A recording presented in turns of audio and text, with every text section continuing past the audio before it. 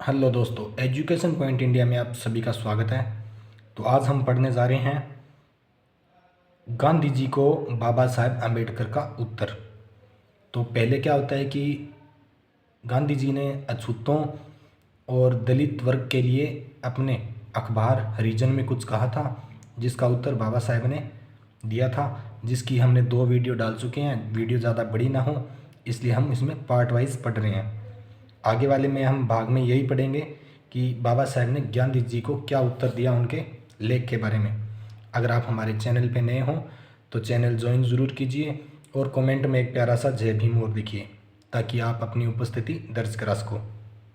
तो हम आगे की बात करते हैं।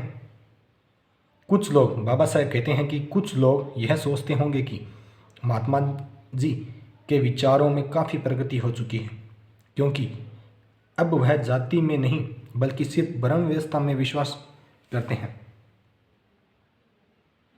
यह सच है कि एक समय महात्मा जी एक कट्टर सनातनी हिंदू थे और वेद, उपनिषद, पुराण आदि सभी को मानते थे जो हिंदुओं के धर्म ग्रंथ हैं। वह जाति व्यवस्था से भी विश्वास रखते थे और पूरी क्षमता एवं शक्ति के साथ एक रूढ़िवादी की तरह इसका समर्थन भी करते थे। वे जातियों में आपसी मेल मिलाप, खान पान और शादी विवाह का भी विरोध करते थे। वे अंतरजातीय विवाह, भोज की बुराई करते थे। इस बारे में उनका कहना था कि इससे इच्छा शक्ति पैदा करने और सामाजिक शुद्धता बनाए रखने में काफ़ी मदद मिलती है। यह अच्छी बात है कि उन्होंने इस पाखंडपूर्ण बकवास को मानना छोड़ दिया और यह मान लिया कि जात पात आध्यात्मिक और देश के विकास के लिए बहुत नुकसानकारी है।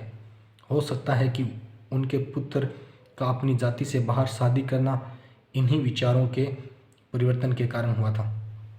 तो ये बात अम्बेडकर कह रहे हैं कि जो गांधी जी थे ना, उन्होंने अपने पुत्र का विवाह या उसके पुत्र ने ना खुद अलग जाति में विवाह किया था और बाद में गांधी जी खुद एक जाति का पक्ष करते हैं।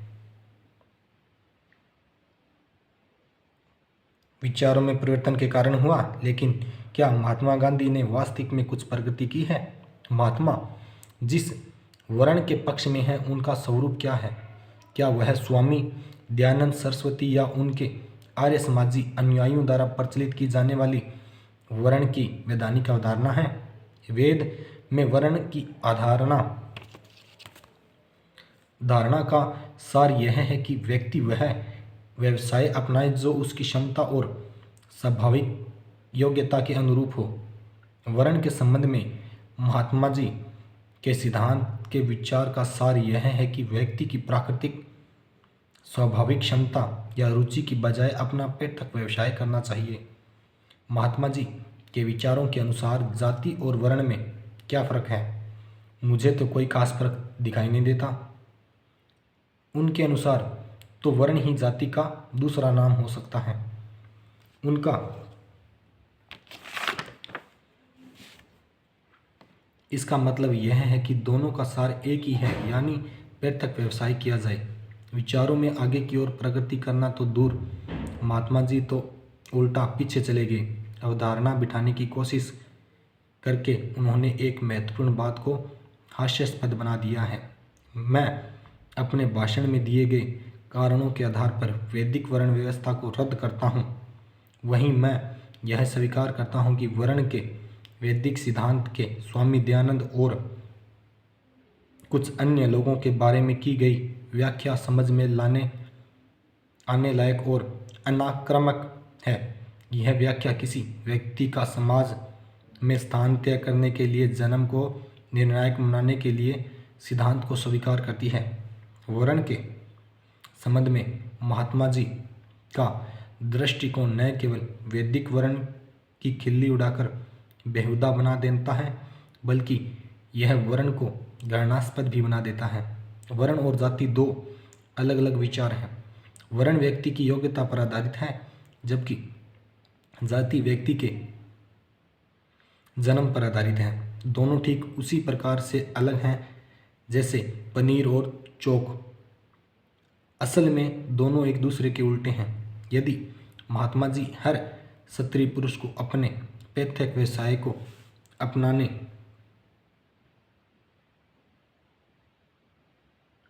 में विश्वास रखते हैं तो यह निश्चय ही जाति प्रथा के पक्ष में वकालत करते हैं और उसे वर्ण व्यवस्था का नाम देकर वह गलत शब्दों का प्रयोग कर अर्थ को अनर्थ करने का दोषी हैं, बल्कि यह उलझन को और अधिक उलझा रहे हैं। उनके विचार की सारी उलझन इस कारण है कि महात्मा का कोई स्पष्ट चिंतन नहीं है। उन्हें इस बात की यही समझ नहीं है कि वर्ण क्या है और जाति क्या है तथा हिंदुइज्म को जिंदा रखने के लिए इन दोनों में से किसकी ज़रूरत है। उन्होंने कहा है कि जाति हिंदू धर्म का सार नहीं। हमें आशा करनी चाहिए कि वह अपने इस विचार को बदलने के लिए कोई अन्य कारण नहीं ढूंढेंगे। क्या महात्मा जी वर्ण को हिंदू धर्म का सार मानते हैं? कोई भी इसका निर्णायक उत्तर नहीं दे सकता। हरिजन में छपे उनके लेख में डॉक्टर अंबेडकर के आरोप अभियोग को पढ़ने वाले भी उनका उत्तर नहीं दे पाते।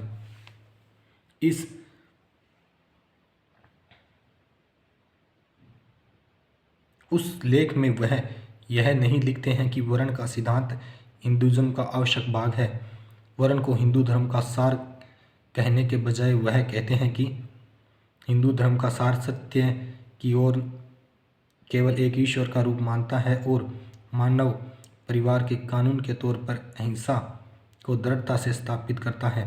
लेकिन संतराम को उत्तर देने के लिए लिखे गए उनके लेख को पढ़ने वाले हाँ करेंगे। लेख में महात्मा कहते हैं कि कोई मुसलमान यदि कुरान को नहीं मानता है तो मुसलमान कैसे रह सकता है, या कोई ईसाई बाइबल को स्वीकार नहीं करता है तो वो ईसाई कैसे रह सकता है। इसी प्रकार यदि जाति और वर्ण एक ही अर्थ वाले शब्द हैं और वर्ण हिंदू धर्मशास्त्रों का आवश्यक भाग है जो हिंदू धर्म को परिभाषित करता है, तो मैं नहीं समझता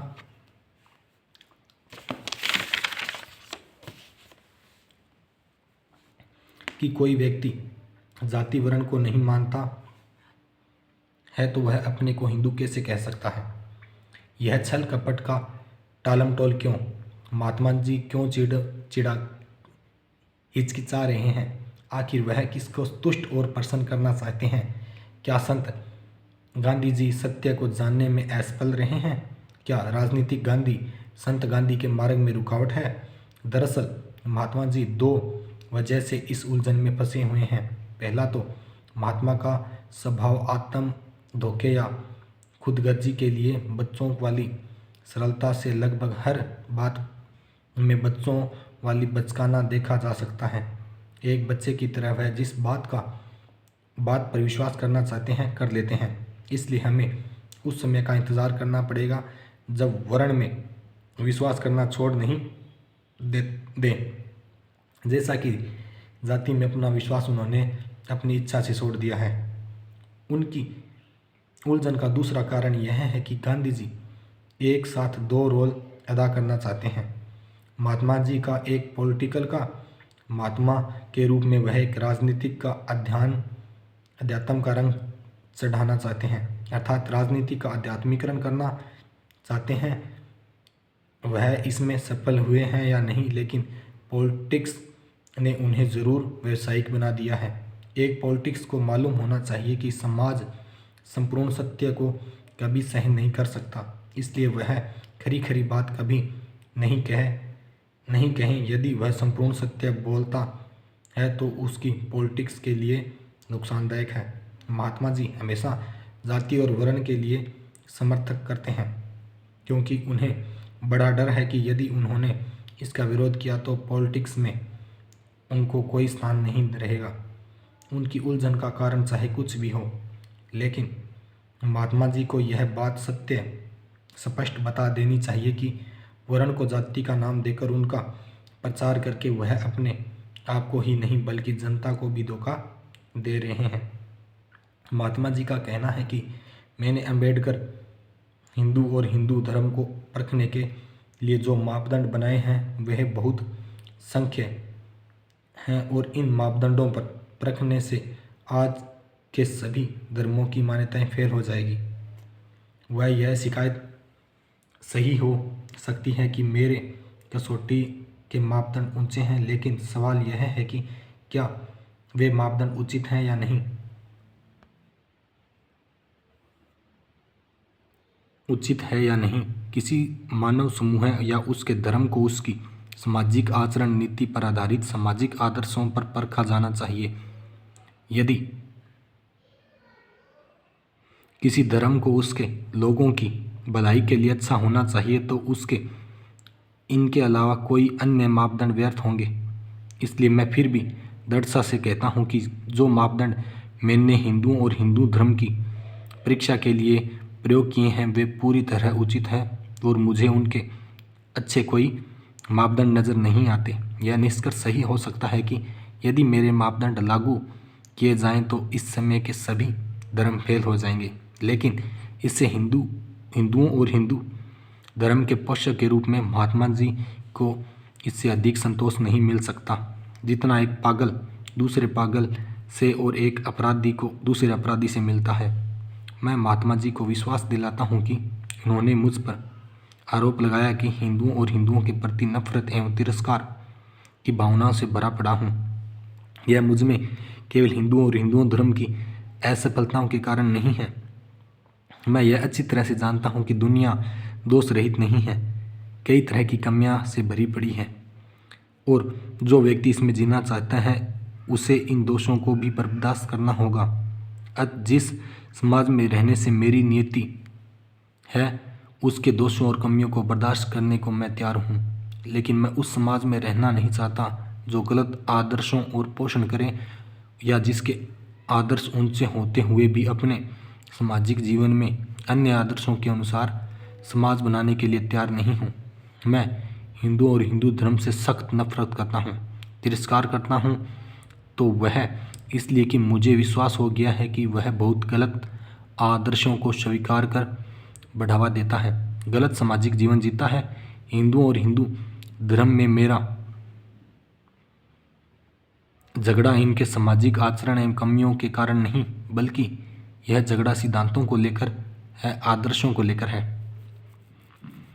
हिंदू समाज को एक नैतिक पुनर्निर्माण की जरूरत है और यह उस पुनर्निर्माण में अब देरी करना खतरनाक होगा। सवाल यह है कि इस नैतिक पुनर्द्वार को कौन निर्धारित और नियंत्रित कर सकता है। यह साफ है कि यह काम सिर्फ वे ही लोग कर सकते हैं जिनका बौद्धिक पुनर्निर्माण का या विकास हो चुका हो और वे इतने ईमानदार हो कि बुद्धि के विकास से पैदा हुए विश्वासों को कायम रखने का हौसला रखते हों। मेरी राय में कोई भी हिंदू जिसकी गिनती महान नेताओं में होती है इस काम को करने के लिए बिल्कुल अयोग्य है, क्योंकि यह कहना संभव नहीं है कि उसका आरंभिक बौद्धिक विकास हो चुका है, तो वे अनपढ़ लोगों की तरह साधारण तरीके से अपने आप को धोखा देंगे और न दूसरों को मौलिक अज्ञानता से अनुचित लाभ उठाएंगे जैसा कि हम उन्हें ऐसा करते हुए देखते हैं। हालांकि हिंदू समाज इस समय एक जर्जर टहती हुए दशा में है और फिर भी ऐसी दशा के बावजूद ये हिंदू नेता पुराने आदर्शों को अपनाने की अपील करने में शर्म को महसूस नहीं करते हैं, जिसका संबंध वर्तमान काल में पूरी तरह से कट चुका है। ये आदर्श अपने शुरुआत में चाहे कितने ही उपयोगी रहे हों, लेकिन अब वर्तमान से इसका कोई संबंध नहीं है और वे मार्गदर्शक की बजाय चेतावनी बन गए हैं। ये नेता अभी भी पुराने आदर्शों के प्रति रहस्यपूर्ण आदर्श भाव रखते हैं, जिसके कारण वे अपने समाज के आधार पर की गई परीक्षा के प्रति इच्छुक नहीं बल्कि ऐसे परीक्षक के विरोधी हैं। उन्हें लोग अपनी धार्मिक मान्यताओं को बताने में इस हद तक लापरवाह हैं कि उस पर विश्वास नहीं किया जा सकता और यही हाल अब हिंदू नेताओं का है।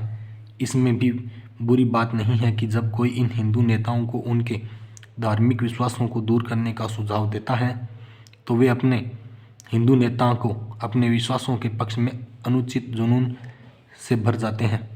महात्मा जी भी इससे बचे हुए नहीं हैं। ऐसा लगता है कि महात्मा जी सोचने और विचारने में विश्वास नहीं रखते। वे साधु संतों के कहे अनुसार चलना ज़्यादा ठीक मानते हैं। किसी रूढ़िवादी की तरह पुराने अपने पवित्र बना दिए गए बनावटी विचार के लिए आदर रखते हुए उनको डर है कि यदि वह एक बार सोचना शुरू कर देंगे तो बहुत सारे आदर्शों, मान्यताओं और संस्थाओं का नाश हो जाएगा जिनसे वह अब तक चिपके रहे हैं। उनसे हमें सहानुभूति है, क्योंकि स्वतंत्र सोच विचार का हर काम बाहरी रूप से स्थिर दिखाई देने वाली दुनिया के कुछ भाग को खतरे में डाल देते हैं। लेकिन यह भी उतना ही सच है कि साधु संतों पर निर्भर रहने से हम सत्य को कभी नहीं जान सकते। आखिर संत भी तो मनुष्य प्राणी ही हैं। जैसा कि लॉर्ड बेस्फोर ने कहा है, मनुष्य की बुद्धि सत्य की पहचान करने वाली मशीन के रूप में सूअर की थूथनी से बढ़कर नहीं है। जहाँ तक महात्मा जी का संबंध है, वे हिंदुओं के पुराने सड़े गले सामाजिक ढांचे के समर्थन के कारण ढूंढने के लिए अपनी बुद्धि का भ्रष्ट एवं गिरा हुआ प्रयास करते हैं।